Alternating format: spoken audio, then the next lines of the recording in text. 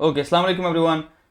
So last time हम लोग क्या डिस्कस कर रहे थे, वो discussing how internet works. So this was our topic, how internet works. अब तुम में से मुझे कौन बताएगा व्हाट इज इंटरनेट? इंटरनेट क्या है? Can anybody tell me what internet is? Internet क्या चीज है? नाइस। तो इंटरनेट का मतलब होता है ये एक ग्लोबल नेटवर्क है, जिसमें क्या है, जिसमें बहुत सारे डिवाइसेस आपस में इंटरकनेक्टेड है। तो it is an interconnect network of interconnected devices, network of interconnected devices.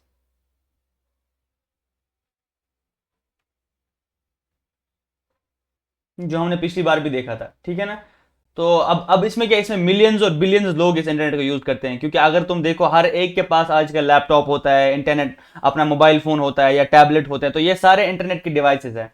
अब इसमें बहुत सारे कंपोनेंट्स इन्वॉल्व होते हैं, ठीक है, डिफरेंट कंपोनेंट्स। कंपोनेंट्स इन्वॉल्व, अब कौन कौन सा कंपोनेंट है? पहले तो तुम्हें सब लोगों को पता है कि एक डिवाइस होना जरूरी है जिसको इंटरनेट के साथ कनेक्ट किया जाए। लेट सपोज तुम्हारे पास मोबाइल है, इसको इंटरनेट से कनेक्ट करना है। तुम्हारे पास लैपटॉप है, वो भी इंटरनेट से कनेक्ट हो सकता है। तुम्हारे पास से टैबलेट है, वो भी इंटरनेट के साथ कनेक्ट किया जा सकता है। वैसे ही सीसीटीवी कैमराज आजकल और बहुत सारे, ये सारे किस में आते हैं? दीज आर डिवाइसेस जिनको हमें इंटरनेट से कनेक्ट करना है, तो ये डिवाइसेस है। लेकिन आपस में बहुत सारी अंदर और कंपोनेंट्स होंगे जो इनको कनेक्ट करते हैं। तो ये डिवाइसेस है, ये इससे इंटरनेट बनता है। तो पर बीच में बहुत सारी और चीजें होती है, तो उनमें क्या क्या है? तो ये फर्स्ट और सेकंड चीज जो हमारे पास है, उनको कहते हैं routers and modems. Routers and modems, ये और डिवाइस याद रखने। उप्स, ये अच्छा दिख नहीं रहा, तो मैं इसको सीख सीख से लिखता हूँ। तो मैंने बोला मोबाइल होते हैं, तो लैपटॉप्स होते हैं, ओके। उसके बाद हमारे पास टैबलेट्स होते हैं, या सीसीटीवी कैमरास, ये सबको हम लोग डिवाइसेस कहते हैं, ओके। सेकंड चीज जो हमारे पास है, डिवाइसेस, सेकंड जो हमारे पास है वो होते हैं राउटर्स एंड मॉडेम्स।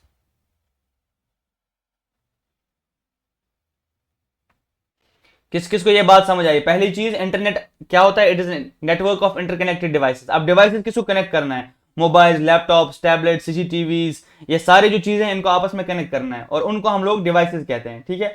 और जो अब जो कनेक्ट करने वाली चीजें, अब बहुत सारा और हार्डवेयर चाहिए होगा हमें कनेक्ट करने के लिए, तो उनमें से पहला जो है वो राउटर और मॉडेम। अब ये राउटर और मॉडेम क्या है? ये क्या करता है, जैसे किस किस ने ऊपर राउटर देखा हुआ है, जो हमारा ऊपर सेंटर है उसमें किस किस ने वो राउटर देखा है, जिसमें वो केबल्स है, जिसमें वो एंटेनाज है, किस किस ने देखा है? वो सबने देखा है ना वो। तो उसको हम लोग राउटर या मॉडेम्स कहते हैं। तो ये क्या करता है? ये हेल्प करते हैं हमें इंटरनेट के साथ कनेक्ट होने में, ओके। कनेक्ट्स विद इंटरनेट, क्योंकि यही सब वो सिग्नल रिसीव करता है और यही सब भेजता है सिग्नल तुम्हारे डिवाइसेस तक, ठीक है ना। उनको हम लोग राउटर और मॉडेम्स कहते हैं। और तीसरा जो इंपॉर्टेंट पार्टी होती है, वो उनको कहते हैं हम लोग आईएसपी। इसका मतलब होता है internet service provider, internet service provider. अब इंटरनेट सर्विस प्रोवाइडर क्या होते हैं? तो ये कंपनी जैसे एयरटेल है, हमारे पास जियो कंपनीज है, बीएसएनएल है, या बहुत सारी और कंपनी जो इंटरनेट का एक्सेस हमें दे देती है, उनको, उन कंपनीज को हम लोग कहते हैं आईएसपी। आईएसपी मतलब इंटरनेट सर्विस प्रोवाइडर्स। पहले हमने देखा कि इंटरनेट में क्या होता है, बहुत सारे डिवाइस होते हैं जो आपस में हम लोग कनेक्ट करते हैं। लैपटॉप्स होते हैं, मोबाइल्स होते हैं, टैबलेट्स होते हैं, ये सब सीसीटीवी, ये सब आपस में हम लोग कनेक्ट करते हैं। और फिर इनको कनेक्ट कैसे किया जाता है? इनको कनेक्ट किया जाता है राउटर्स के थ्रू। लेट सपोज अभी हमारे पास एक राउटर लगा हुआ है कंप्यूटर लैब में, तो तुम सब लोग उससे कनेक्ट हो रहे हो और वो तुम्हें इंटरनेट का एक्सेस दे रहा है। लेकिन इस राउटर को कौन इंटरनेट का एक्सेस देता है? उनको हम लोग कहते हैं आईएसपीज, इंटरनेट सर्विस प्रोवाइडर्स। उसमें कौन कौन आता है? जैसे तुम्हारा एयरटेल आ गया, ठीक है, तुम्हारा जियो है, हमारा अभी जो वहां पे चल रहा है वो अलायंस ब्रॉडबैंड है। तो ये सभी क्या है? इनको हम लोग कहते हैं इंटरनेट सर्विस प्रोवाइडर्स। अब उसके बाद जो और कंपोनेंट्स अवेलेबल है, उसको उनको कहते हैं सर्वर्स। अब ये सर्वर क्या होता है? लेट्स सपोज तुम लोग YouTube चलाते हो, तो YouTube का डेटा किसी सर्वर पे स्टोर है, एक कंप्यूटर होता है जिसमें ये सब डेटा स्टोर होता है, ठीक है ना। या कोई वेबसाइट तुम लोग एक्सेस कर, जैसे education.in एक वेबसाइट है, इसका एक सर्वर है, वो कहीं पे स्टोर है, ठीक है ना। तो ये सब डेटा तुम वहां से खींच रहे हो। तो सर्वर क्या होता है? ये लोग, ये सर्वर होते हैं स्पेशल कंप्यूटर्स। तो सर्वर होते हैं स्पेशल स्पेशल कंप्यूटर्स। ये क्या करते हैं? ये तुम्हें एक्सेस देते हैं वेबसाइट्स का, डेटा का, या अगर तुम ईमेल करते हो, ये सब चीजें तुम करते हो, ठीक है। तो पहले हमने क्या देखा कि इंटरनेट में डिवाइसेस होते हैं जिनको आपस में कनेक्ट करना होता है, ठीक है। फिर ये हम लोग कैसे हो जाएंगे कनेक्ट? अब सब डिवाइस से हम लोग यूज करते हैं राउटर्स एंड मॉडेम्स। तो राउटर और मॉडेम क्या करता है? हमें इंटरनेट के साथ कनेक्ट करता है। तो फिर इन राउटर्स को इंटरनेट का एक्सेस कौन देता है? तो उनको हम लोग कहते हैं आईएसपीज, इंटरनेट सर्विस प्रोवाइडर्स, ठीक है, जैसे एयरटेल है, जियो है, अलायंस ब्रॉडबैंड है, या एसीटी फाइबर, बहुत सारे किस्म के कंपनीज है जो ये एक्सेस हमें इंटरनेट के देते हैं। फिर मैंने बोला इसमें और डिवाइस होते हैं, ये सर्वर्स। अब ये सर्वर्स के लिए ये भी कंप्यूटर्स ही होते हैं, पर ये स्पेशल कंप्यूटर्स होते हैं। इसमें अब इनमें क्या होता है, इनमें तुम्हारी वेबसाइट का डेटा होता है, इनमें लेट सपोज यूट्यूब का डेटा, यूट्यूब के अपने सर्वर्स है, गूगल के अपने सर्वर्स है, हर एक बड़ी बड़ी कंपनी के अपने सर्वर्स होते हैं। अभी एडुकेशन का जैसा हमने किया, education.in हमारा अपना सर्वर है, ठीक है ना, तो यहाँ पे ये एडुकेशन का पूरा डेटा जाएगा, जहां पे हम लोग ये वीडियोस अपलोड करेंगे। अगर तुम जाओगे फिर education.in पे, तो वो उसके सर्वर पे जाएगा, ठीक है ना। जैसे तुम लिखोगे education.in, तो असल में क्या है, ये कहीं पे कंप्यूटर रखा हुआ है जिसमें ये पूरा डेटा स्टोर्ड है, तो उस कंप्यूटर का हम लोग कहते हैं सर्वर। अब ये सर्वर्स क्या होते हैं, इनका 24/7 कनेक्शन होता है, ये कभी इंटरनेट से डिस्कनेक्ट नहीं होते। तो और क्या होता है इसमें, और इसमें होती है केबल्स, होती है डिफरेंट किस्म की केबल्स, सैटेलाइट कनेक्शंस होते हैं, बहुत सारे और किस्म की चीजें होती है इसमें, ठीक है ना। और वो let's suppose fibre optic cables आती है, तो फाइबर ऑप्टिक केबल्स, और भी बहुत सारी चीजें आती है, ठीक है ना। तो ये सारी चीज आपको याद रखना। तो ये सारी जो चीजें हैं, कौन कौन से कंपोनेंट्स इन्वॉल्व है। तो पहले तो तुमने समझा कि इंटरनेट क्या है। Internet is a network of interconnected devices, बहुत सारे डिवाइस आपस में कनेक्ट किए हुए जो आपस में क्या करते हैं, कम्युनिकेशन के लिए कनेक्टेड किए जाते हैं। अब वो कनेक्ट कैसे होते हैं, बहुत सारे कंपोनेंट्स इन्वॉल्व होते हैं। पहले वो डिवाइसेस जिस जो कम्युनिकेट करना चाहते हैं, अब फिर उनको हेल्प कौन करता है कम्युनिकेशन में, ये routers, modems, internet service providers, ये सर्वर होते हैं, केबल्स वो बिछाई होती है बहुत सारी। ये केबल जो है ना, फाइबर ऑप्टिक केबल्स, ये बड़े बड़े समंदरों में बिछाई जाती है, ठीक है ना। ये बहुत बड़े बड़े समुद्र, उनके बीच में से इन केबल्स को लाया जाता है, उनको कहते हैं फाइबर ऑप्टिक केबल्स, ठीक है ना। उनके बीच में तुम्हारा डेटा आ जाता है, और उसमें ये इंपॉर्टेंट है ये सर्वर्स की, ये सर्वर में डेटा होता है जहां से तुम अब इस डेटा को फेच कर लेते हो, यानी इस डेटा को ले ले ताकि तुम ये अपने मोबाइल पे, अपने फोन को देख सको। किस किस को ये बात समझ आई कि इंटरनेट में कौन कौन से कंपोनेंट्स है। अब तुम लोग को समझ आया कि इंटरनेट क्या है, उसमें डिफरेंट कंपोनेंट्स इन्वॉल्व है। अब हमने जैसे पिछली बार एग्जांपल देखा था, हमने एग्जांपल ये देखा था, अगर हम लोग के पास एक सेंडर है और एक रिसीवर है, हमें किसी को डेटा सेंड करना है और किसी और को रिसीव करना है डेटा, ठीक है। तो अगर हम लोग कोई भी चीज भेज देते हैं, तो हर किसी का क्या होना चाहिए, एक एड्रेस होना चाहिए, ठीक है। तो इस एड्रेस को कंप्यूटर में हर किसी डिवाइस का अपना एक एड्रेस होता है, उस एड्रेस को क्या एड्रेस कहते हैं, IP address, internet protocol address, ठीक है। तो वो इंटरनेट प्रोटोकॉल एड्रेस दिखता कैसे है, वो ऐसा दिखता है 192.168.5.6, ऐसा कुछ दिखता है इंटरनेट प्रोटोकॉल एड्रेस। तो अब ये एड्रेस तुम्हें क्या बोलता है, ये एड्रेस बोलता है कि मुझे भेजना कहां है। जब भी तुम अब कुछ भेजते हो तो क्या होता है, पहले तो तुम हर किसी का जब आईपी एड्रेस होता है। अब जब तुमने लिखा www.google.com, तो मैं तुम्हें क्या बोला, this is called domain name, इसको हम लोग डोमेन कहते हैं, ये उनका डोमेन नेम है। या इसी एड्रेस को हम लोग यूआरएल कहते हैं। अगर तुमने देखा ना, ऊपर लिखा होता है बार पे कि वो यूआरएल लिख दो तुम, तो इसको हम लोग कहते हैं यूआरएल का मतलब होता है uniform resource locator, URL, uniform resource locator, okay. तो जैसे तुमने ब्राउजर ओपन किया, तुमने गूगल क्रोम खोला या तुमने फायरफॉक्स का कोई ब्राउजर खोला, उसमें तुमने टाइप किया www.google.com, इस एड्रेस को हम लोग कहते हैं, इसका नाम है डोमेन नेम। अब लेकिन इस लोकेटर को कहते हैं यूनिफॉर्म रिसोर्स लोकेटर। अब पहली चीज क्या है, जैसे मैंने बताया हर एक चीज का आईपी एड्रेस होता है। अब क्या है, इंटरनेट वालों ने सोचा कि आईपी एड्रेस याद रखना बहुत मुश्किल है, ये नंबर्स है, इससे अच्छा हम लोग एक नाम दे दें जिसका डोमेन नेम रखा। तो इसकी वजह से हमें क्या रखना पड़ा, हमें एक सर्वर रखना पड़ा। और अब ये सर्वर क्या करता है, इसको हम लोग, इस सर्वर को कहते हैं हम लोग डीएनएस, डोमेन नेम सर्वर, ठीक है ना। ये डोमेन नेम सिस्टम या डोमेन नेम सर्वर जो होता है, डोमेन नेम सर्वर या डोमेन नेम सिस्टम भी कह सकते हैं इसको, ठीक है ना। तो अब ये क्या होता है, इसमें मैपिंग्स होती है, इसमें google.com के कॉरेस्पॉन्डिंग इसका आईपी एड्रेस लिखा होगा। लेट्स सपोज इसमें क्या होगा, इसमें जो स्टोर होगा, इसमें लिखा होगा www.google.com, और इसके कॉरेस्पॉन्डिंग इसका एड्रेस अपना लिखा होगा, ठीक है। एड्रेस लेट्स सपोज 142.250.190.14, ऐसा कुछ एड्रेस लिखा होगा। अगर तुमने देखा होगा फोन बुक, जो बहुत पुराने फोन बुक्स हुआ करती थी, अगर तुमने डिक्शनरी देखा है, उसमें भी यही होता है, वर्ड उसका मीनिंग लिखा होता है। तो यहां पे क्या होता है, यहां पे ये डोमेन नेम लिखा होता है और उसके कॉरेस्पॉन्डिंग एड्रेस लिखा होता है। तो तुम्हारा रिक्वेस्ट अब पहले कहां जाता है, तुम्हारा रिक्वेस्ट राउटर के थ्रू नियरेस्ट डीएनएस पे जाता है, ठीक है ना। तुम्हारा रिक्वेस्ट क्या है, इसको पहले ये तुम्हारा, ये अपने कंप्यूटर से, तुम्हारा कंप्यूटर है, तुम्हारे कंप्यूटर से तुम्हारे राउटर पे गया, ठीक है। तुम्हारे राउटर से डिफरेंट और जगहों पे गया, जब तक ये कहां पहुंचा, ये पहले डीएनएस पे पहुंचेगा, डीएनएस पर रिक्वेस्ट करेगा। अब ये डीएनएस क्या कर देगा, डीएनएस इसको कन्वर्ट कर देगा, इसका जो google.com है इसको कन्वर्ट कर देगा इसका आईपी एड्रेस में, और फिर इसको चलाता रहेगा थ्रू डिफरेंट मीन्स तक, वहां तक चलाता रहेगा इसको ये, जब तक ये गूगल के सर्वर पे पहुंचेगा। यहाँ पे गूगल का सर्वर है, ठीक है ना। अब ये यहाँ पे गूगल का सर्वर है, तो इस गूगल के सर्वर पे वो इन्फॉर्मेशन गई कि www.google.com। तो पहले क्या तुम्हारे कंप्यूटर से गया, फिर तुम्हारे राउटर पे गया, फिर जो जो इसके बीच में डिवाइस आ रहे थे उन सब के थ्रू ये गया, और इन बिटवीन एक सर्वर था जिसने क्या कर दिया, जिसने डोमेन नेम को कन्वर्ट कर दिया इसके आईपी एड्रेस में, और ताकि ये चीज गूगल ये सर्वर तक पहुंचे। जैसे ही गूगल सर्वर पे ये मिला, अब गूगल सर्वर वापस ट्रांसमिट करेगा डेटा, इसको तुमने बताया google.com, अब ये यहां से वापस डेटा भेजेगा। अब फिर ये क्या भेजा, अब इसको डीएनएस नहीं चाहिए, अब क्या वहां पे होगा, उसको इसमें लिखा है कि इसको कहां भेजना, तुम्हारे कंप्यूटर पे डेटा भेजेगा। सिंपली मैं कहूं, तुम्हारा डिवाइस यहां पे था और गूगल का सर्वर यहां पे था, बीच में एक इंपॉर्टेंट कंपोनेंट था, उसको हम लोग कहते हैं डीएनएस।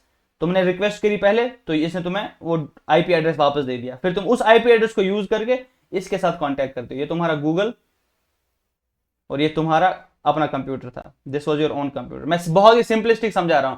तो इस सब चीज को हम लोग कहते हैं कंप्यूटर नेटवर्किंग। ये कंप्यूटर नेटवर्किंग, इस पे पीएचडीज होते हैं, इस पे तुम लोग 10 साल 15 साल 20 साल लगा सकते हो हर एक चीज समझने के लिए। मैं सिंपली तुम्हें बोल रहा हूँ ये कंप्यूटर काम कैसे करता है, ठीक है। कंप्यूटर ने क्या किया, तुमने लिखा google.com या youtube.com, या तुमने व्हाट्सएप खोला या तुमने इंस्टाग्राम खोला, कोई भी चीज खोल के वो क्या करता है, वो पहले डीएनएस पे जाता है, यानी राउटर के थ्रू, फिर वो डोमेन नेम सिस्टम पे जाता है। तो डोमेन नेम सिस्टम क्या देता है, उसका आईपी एड्रेस देता है। तो वो आईपी एड्रेस जैसे उसने दिया, तब जाके वो उस गूगल को ढूंढ पाएगा। अब वो डिफरेंट पाथ से जाके इस गूगल के सर्वर पे जाता है, ठीक है। अब जैसे गूगल के सर्वर ने इसने क्या किया, इसने रिक्वेस्ट एक्सेप्ट की, ठीक है ना। अब जैसे इसको रिक्वेस्ट किया, तो अब ये रिजल्ट फेच कर लेता, तो अब ये रिजल्ट उस रिक्वेस्ट के हिसाब से ये रिजल्ट को फेच कर लेता है, और फिर क्या करता है, फिर सेंड कर देता है।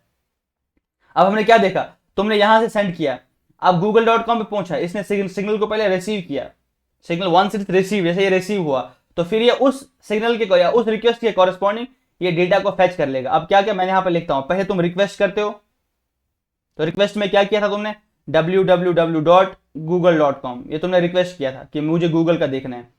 तो अब ये पहले क्या जाएगा, ये रिक्वेस्ट डीएनएस पे जाएगा। अब डीएनएस क्या करेगा, वो तुम्हें इसका आईपी एड्रेस दे देगा। अब ये आईपी एड्रेस में तुमने दिया, अब जैसे ही आईपी एड्रेस मिला, अब तुम डिफरेंट हॉप से गूगल को, ये गूगल के सर्वर को ये रिक्वेस्ट भेजोगे, गूगल का सर्वर जो है इस पे ये रिक्वेस्ट जाएगी। अब जैसे वो रिक्वेस्ट किया, उसने रिसीव किया इस रिक्वेस्ट को, पहले रिक्वेस्ट आई, उसने रिसीव किया। अब इस रिक्वेस्ट को रिसीव करने के बाद वो क्या करेगा, वो इसके कॉरेस्पॉन्डिंग जो डेटा को फेच करेगा, यानी कि इससे डेटा निकालेगा, फिर डेटा को क्या करेगा, वो फेच करने के बाद उस डेटा को उसके बाद सेंड कर देगा।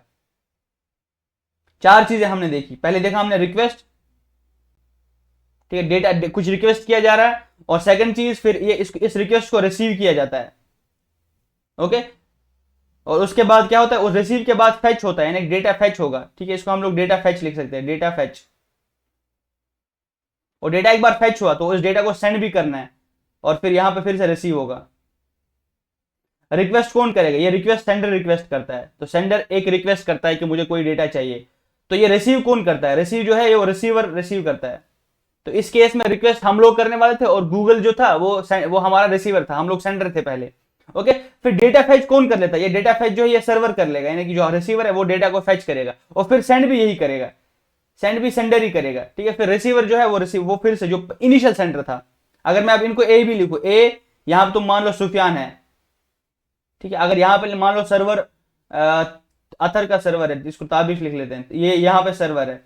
अब पहले ये क्या करेगा, ये बंदा रिक्वेस्ट करेगा, ओके। जैसे रिक्वेस्ट किया तो इसने रिक्वेस्ट को रिसीव किया, और फिर उस रिसीव पे ये डेटा को फेच करेगा, ठीक है। उसके बाद ये सेंड करेगा, यहां पे सेंड करेगा ये, ओके। यहां पे इसको फिर से रिसीव होगा। तो इसका मतलब क्या हुआ, ए ने स्टार्ट किया, सेंडर ने स्टार्ट किया रिसीवर को भेजने के लिए। तो पहले क्या हुआ, रिक्वेस्ट हुआ, रिक्वेस्ट के बाद डेटा जैसे रिसीव हुआ, फिर डेटा फेच हुआ, और फेच के बाद फिर से सेंड हुआ, और फिर जो ओरिजिनल सेंडर था उसने फिर डेटा रिसीव किया। किस किस को यह साइकिल समझ आया, किस किस को यह समझ आया। फिर से एक बार मैं रिपीट करता हूं कि मैंने बोला कि पहले एक इंपॉर्टेंट सर्वर होता है, उसको हम लोग कहते हैं डीएनएस सर्वर। डीएनएस सर्वर मतलब होता है डोमेन नेम सिस्टम या डोमेन नेम सर्वर्स। तो ये क्या करते हैं, इनमें डोमेन नेम और आईपी एड्रेस का मैपिंग होता है, हर डोमेन के कॉरेस्पॉन्डिंग इनका एक आईपी एड्रेस होता है। अब जैसे तुमने लिखा www.education.in, अब वो क्या करेगा, पहले वो डोमेन नेम पे के पास जाएगा कि इस सर्वर का मुझे एड्रेस बताओ, आईपी एड्रेस, क्योंकि हर चीज का आईपी एड्रेस होता है, डोमेन नेम तो नहीं होता। तो वो तुम्हें आईपी एड्रेस वापस भेज देगा। जैसे आईपी एड्रेस मिला, तो उसके बाद क्या होगा, उसके बाद डिफरेंट हॉप्स के थ्रू, डिफरेंट कम्युनिकेशन चैनल के थ्रू वो ट्रैवल करेगा एडुकेशी के सर्वर तक, ठीक है ना। यहाँ हमने रिक्वेस्ट किया था education.in, अब उसने वो रिक्वेस्ट, सर्वर ने वो रिक्वेस्ट रिसीव की। अब जैसे वो रिक्वेस्ट रिसीव हुई तो उसके बाद वो उस हिसाब का डेटा फेच करेगा, यानी उसका डेटा ले लेगा उस कंप्यूटर से, उस सर्वर से, और उसके बाद वो वापस भेज देगा, जिसने सेंडर ने जो रिक्वेस्ट भेजी थी उसको वापस भेजेगा ये पैकेट। तो this is how internet works. मैंने बहुत सिंपलिस्टिक बताया कि इंटरनेट काम कैसे करता है। तो मैं फिर से बताता हूं, तुम्हारे पास इंटरनेट में बहुत सारे डिवाइस कनेक्ट होते हैं आपस में, और वो बहुत सारे डिवाइस के और कंपोनेंट जो हेल्प करते हैं कनेक्ट होने में, ठीक है ना। तो पहले एक रिसीवर होता है, एक सेंडर होता है। रिसीवर रिक्वेस्ट भेजता है, तो सेंडर रिक्वेस्ट भेजता है, रिसीवर रिसीव करता है, और फिर उसी हिसाब से डेटा फेच करता है, और फिर वो डेटा भेजता है ओरिजिनल सेंडर को। अब किसको समझ आया ये?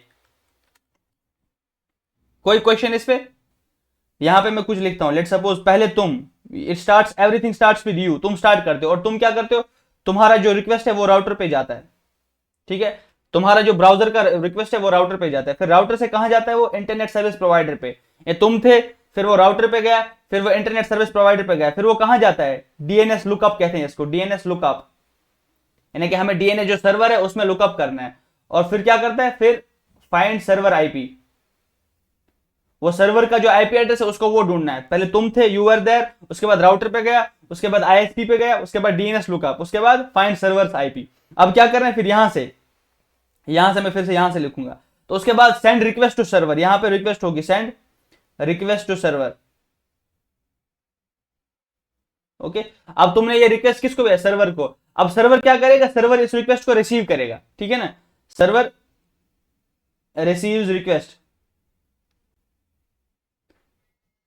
अब जब इसने रिसीव रिक्वेस्ट किया, ठीक है ना, अब उसके बाद क्या क्या करेगा, उसके बाद ये प्रोसेस करेगा, या सर्वर रिसीव रिक्वेस्ट एंड, एक ही स्टेप में लिखते हैं, एंड प्रोसेसेस, इसको ये प्रोसेस करेगा, यानी कि पहले ये रिक्वेस्ट को लेगा और उसके बाद प्रोसेस करेगा। अब क्या करेगा, ये डेटा को फेच करेगा, डेटा फेच, और उसके बाद डेटा फेच एंड सेंडिंग। तो ये भी एक स्टेप में लिख सकते हैं कि ये डेटा फेच करता है और डेटा को सेंड कर देता है, और उसके बाद क्या करता है, उसके बाद जितने भी इसने वो सेंड किए तो वो रिसीवर तक पहुंचा दिए, ये ट्रांसमिट करता है, फिर ट्रांसमिशन, और फिर तुम्हारे ब्राउजर पे दिख जाता है सब कुछ।